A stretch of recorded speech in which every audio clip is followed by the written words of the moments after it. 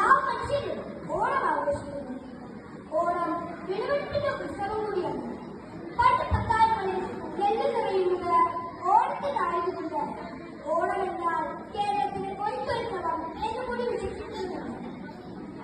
ഓണത്തെപ്പറ്റി പല പല ഐതിഹ്യങ്ങൾ ഉണ്ടെങ്കിലും അതിൽ പ്രധാനമായും പരാമർശിക്കപ്പെടുന്നത് മഹാബലിയെ കുറിച്ചാണ്.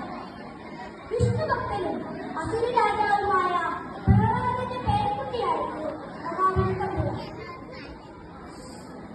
സന്തോഷവും ഐശ്വര്യവും നിറഞ്ഞ കാലമായിരുന്നു മഹാബലിയുടെ ഭരണകാലം.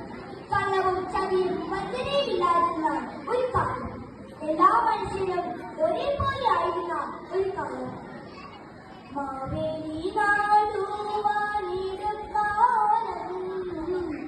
മനുഷ്യരെല്ലാരും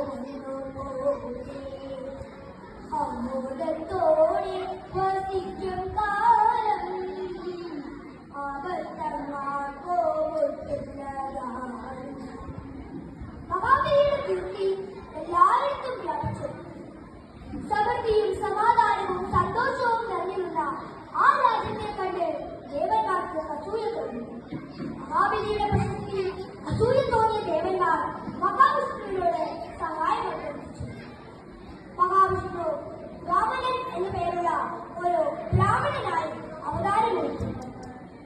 ബ്രാഹ്മണന്മാർക്ക് ദാനം നൽകുന്ന പതിവ് മഹാബലിക്കുണ്ടായിരുന്നു.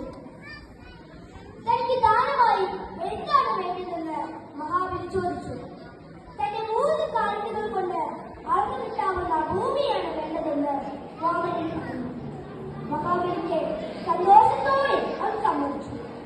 പെട്ടെന്ന് വാമനന്റെ ശരീരം വളർന്നു വലുതാവാൻ തുടങ്ങി. ആദ്യത്തെ കാലിനുകൊണ്ട് ഭൂമിയും രണ്ടാമത്തെ കാലിനുകൊണ്ട് ആകാശവും നൽകി.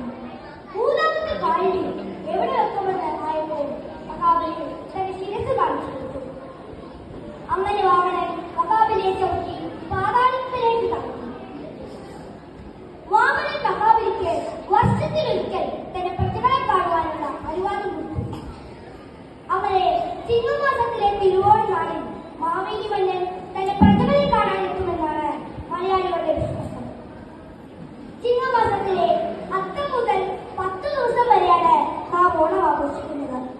ഓണക്കാലത്ത് പൂക്കളമിട്ടും ഓണസദ്യ ഒരുക്കിയും ഓണക്കോടി ഉടുത്തും ഓണക്കളികൾ കളിച്ചും മാവേലി മന്നനെ വരവേൽക്കാൻ മലയാളികളുണ്ട്. ഓണത്തോടനുബന്ധിച്ച് എറണാകുളം ജില്ലയിലെ തൃപ്പൂണിത്തുറയിൽ അത്തച്ചമയ ഘോഷയാത്ര നടത്തുന്നു. ഈ അത്തച്ചമയം വലിയൊരു ആഘോഷം തന്നെയാണ്. ഓണത്തോടനുബന്ധിച്ച് തിരുവാതിരക്കളി, പുലിക്കളി, വള്ളക്കളി, വടംവലി എന്നീ മത്സരങ്ങൾ നടത്താറുണ്ട്. ഇത്തവണ കേരള സർക്കാർ വയനാട് ദുരന്തത്തോടനുബന്ധിച്ച് ഓണാഘോഷങ്ങൾ ഒഴിവാക്കുന്നു. എന്നാലും മഹാബലി വരുത്ത കള്ളവും ചതിയുമില്ലാത്ത ഒരു നല്ല നാടിനു വേണ്ടി നമ്മൾ പരിശ്രമിക്കേണ്ടതാണ് എന്ന് പറഞ്ഞുകൊണ്ട് ഞാൻ എന്റെ വാക്കുകൾ നിർത്തുന്നു. നന്ദി, നമസ്കാരം.